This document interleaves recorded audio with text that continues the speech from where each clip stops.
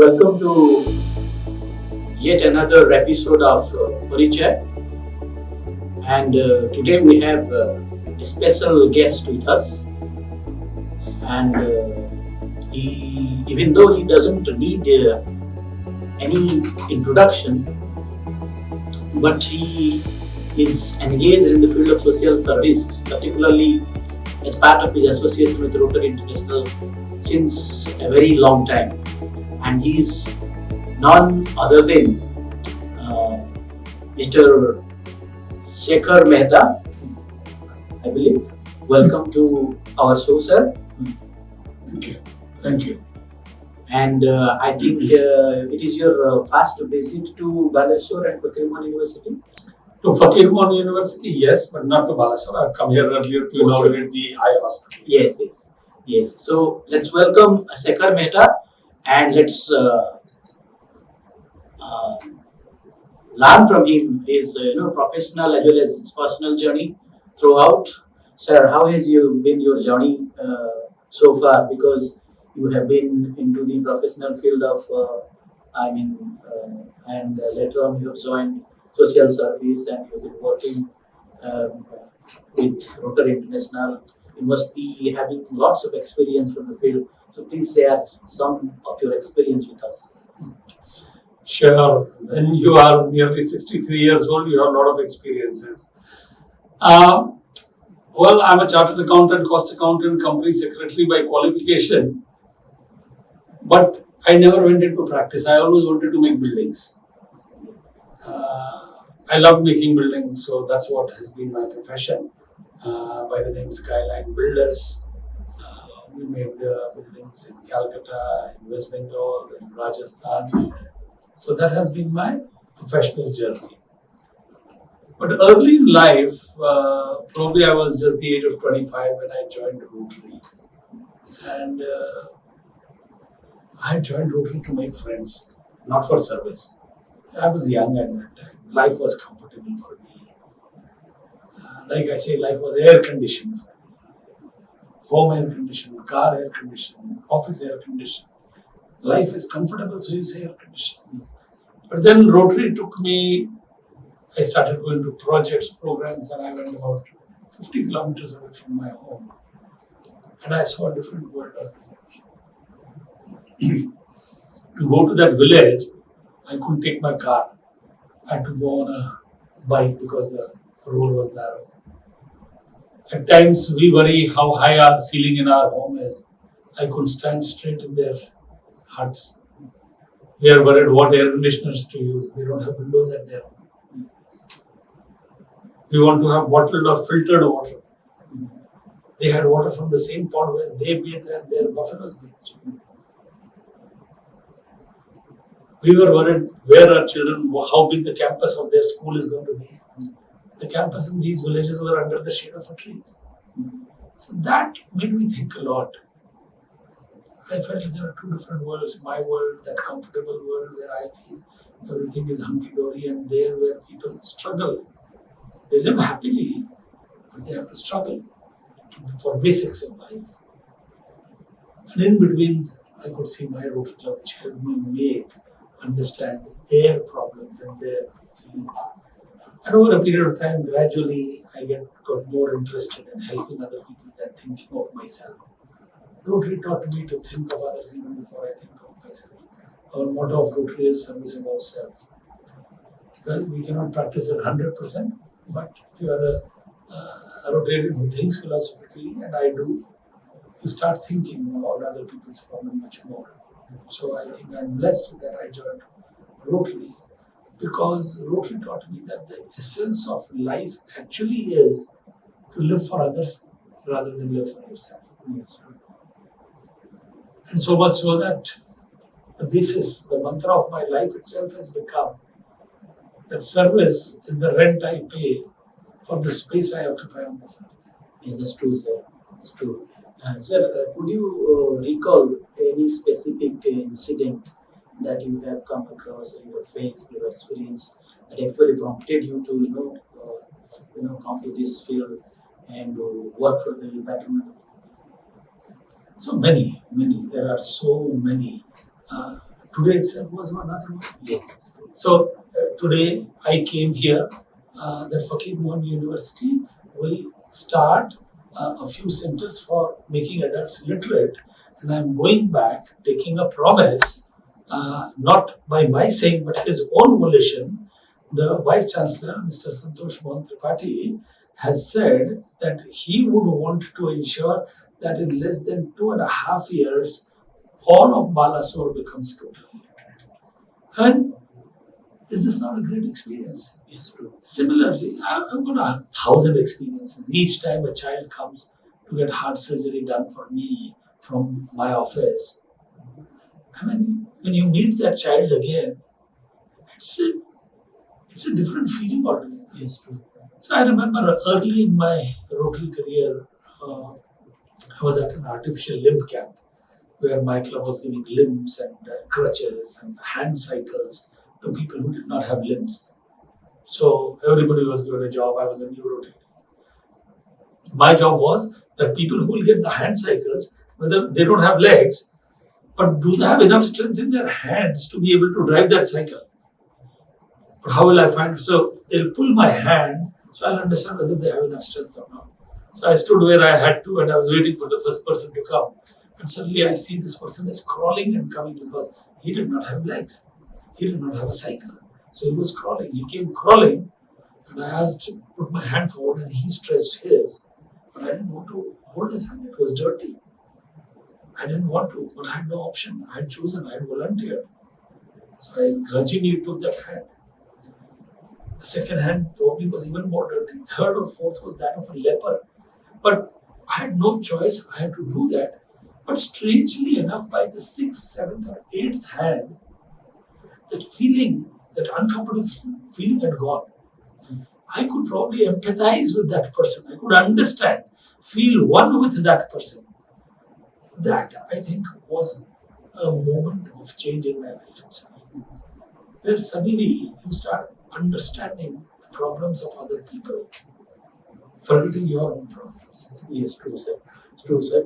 And actually, as you rightly said, especially our Vice Chancellor, sir, and since the day of his joining, he has been continuously working, and we could see that the university is moving in a new direction under his leadership, and also we have the university has taken up a new project to for complete literacy in both the districts, Balasore and Bhadra. Yeah. Sir, how do you see this project? How is it going to shape up? So let me give you a bit of a background. Rotary's corporate program has been eradicating polio from the world. Yes. For the last 40 years, we've worked on it, and it's an amazing story that Rotary has written. When we started the program, every day 1,000 children were getting affected by polio. 1,000 every day, 350,000 in a year. Last year, there were only 6 children who got affected. But for us, even though 6 are too many, fortunately this year, starting from 1st of January, not a single child anywhere in the world has been affected by polio. When we started, 125 countries had polio. Now only 2 countries are left, Pakistan and Afghanistan. But I'm sure it will go from there also. We worked very hard for it. So having achieved this success, and especially in India, 2011, it was in my backyard only, in Howrah it was. I live in Calcutta. So 2014, India was declared totally free. After 3 years, you have to wait for WHO to declare. Having seen that success, such a big thing, people said if it can be done in India, it will be done around the world. India could do it. We were buoyed by the success of that, and we thought, let's take up another challenge. And the other challenge that we took up was making India totally literate. Big program, in a way at times a crazy program. India is a vast country. Every 200 kilometers the language changes, the curriculum changes, the board changes at times. Yet we did some research. I worked very hard for a few months. 9 to 10 months, I only did research on various things, met various people, the ministers, the secretariat, people who wrote the Right to Education Act, etc. And then we came up with a program called TEACH, TEACH, which was an acronym for Teacher Support, E-Learning, adult literacy, child development and happy schools, where it was a holistic program where we took care of the child, the teacher and the school. The three aspects that you need to take care, and the adult illiterates. And soon we set our goals on making India totally illiterate. So that we realized would be possible only if we worked on adult literacy, because 96% of our children are already going to school. So they will be all counted as literate in the next census. But the latest census figures haven't come as yet. Last census figures say our literacy rate was only at 75%. But I'm sure I don't think it can go beyond 80% even at this census, because there are nearly 20 crore adult illiterate still. But on the other hand, there are 25 crore students in the education system. If only every student in the education system looked after one adult illiterate, theoretically, we can become literate in 1 year. Yes. But we know students up to class 6 cannot teach. Those in the university will not be finding time to teach adults. But we did a pilot 6 to 7 years back. Then we presented it to the then Minister of Education, Mr. Prakash Javadekar. He loved the idea of each one, teach one. We developed special books which would be very easy for students to teach adults. And we did a pilot on 1 lakh people. The results were just outstanding. And then we were about to go ahead, and then pandemic hit.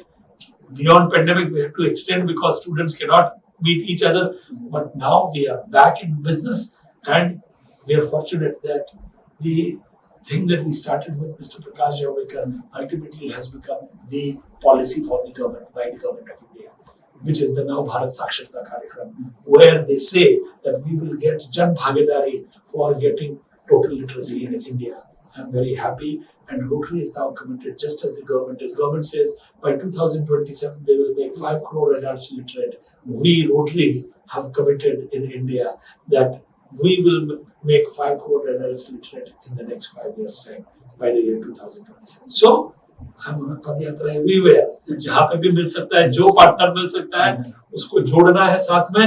And I'm so happy कि आज तो एक outstanding partner को जोड़ा है, which is Fakir Mohan University. And I'm really impressed by the Vice Chancellor, Mr. Tripathi, who has said, हम ये तो करके ही छोड़ेंगे और सिर्फ यही नहीं करेंगे. He is in charge of another university. He said, I'll spread it there. He said, I'm going to speak to various schools where each one teach one hoga. And in the villages, the university students will go and try and set up adult literacy classes there, headed by a prerak or a akshar sathi who's going to teach those 30-40 adult illiterate people. I'm so happy. At least 300-400 of them were here today in the auditorium when we met them. So things are going to happen. The goal is difficult, but achievable, possible. Challenging goal तो होना चाहिए. And जब तक नहीं होगा हम तो रुकेंगे नहीं, करके तो छोड़ेंगे. Thanks, sir. Thanks for sharing your valuable words. I just want to know from one thing from you. So, what will be your advice to these students who are, especially our students, university students who are actually studying in our university and many other universities, more particularly how they can actually engage themselves in the things that you are doing, so social service? Sure. So, I have 2 children, a son and a daughter. They are now 37, 35. But when they were young, I never asked them कि तुम class में first आना, second आना. I never told them. Only thing I told them is become good human beings. That is the most important thing. आदमी को अच्छा आदमी बनने की जरूरत है, दूसरे का प्रॉब्लम समझने की जरूरत है, दूसरे को हेल्प करने की जरूरत है. It's human and animal instinct to do for yourself. अपने लिए तो हर कोई करता है. Even an animal knows when to save itself. So that is the message I would like to give to everyone. Yes, studies are important.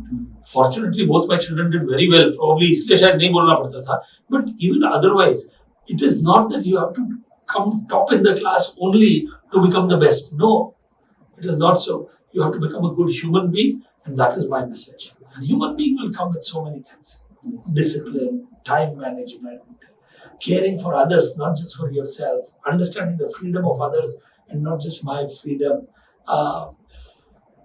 country first is the first thing that we will all have to have. We do have. Tolerance is so very important. I should be able to tolerate what others think. Others can have another view but than mine, but I should be able to tolerate them. So all of these things, and the most important is whenever you can, do try to help somebody else. I'm not asking all the students to get into social service from tomorrow. This is not your age. Today you study, become outstanding people, work for the country, go into business, become whatever you wish to in your life, but definitely excel. Whatever you do, be honest and excel in whatever you do. Once you do that, a stage will come in life and automatically you will see that your life will get even more enriched when you are trying to help others. Not only living for yourself, but trying to live for others. Thank you, sir. Thank you for giving your valuable time, and also thanks for the partnership that we have been able to develop. Our university. I must be thanking you. And I'm sure our university and all the members, teaching and non-teaching and students and volunteers, they will work hard and take this project to a new level, and will certainly benefit out of it, including the communities that are surrounding our universities, and they are going to certainly benefit out of this project. And thanks for sharing your experiences, and thank you very much. So that's all. We have Fakir Mehta sharing his experiences from his long years of association with Rotary and his experience from the field. And that's where we end today in this program of Parichaya, and which is going to be telecast on Vyasa Darshan. So thanks for watching. Thank you very much. Thank you.